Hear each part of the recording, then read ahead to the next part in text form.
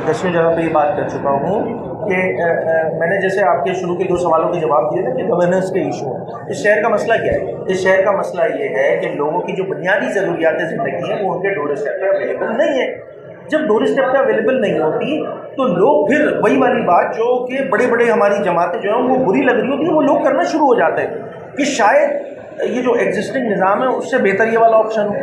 تو متحدہ قومی موومنٹ پاکستان اور پھر چھوڑ دیں ایم کیو کو، آئین پاکستان میں جو ڈیٹیلز لکھی ہوئی ہیں، آئین پاکستان میں 239(4) میں تمام چیزیں دی ہیں، اس میں میرا آئین اجازت دیتا ہے کہ انتظامی طور پہ صوبے بنانے چاہے تو بنا لیں، پورے پاکستان میں بن بھیا تو طے کریں سندھ پاکستان کا حصہ نہیں ہے، یہ طے کر لیں.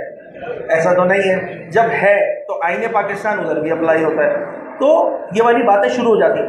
آج گورننس کے مسئلے ٹھیک کر دیں، آج اس شہر کے گورننس کے مسئلے ٹھیک کر دیں.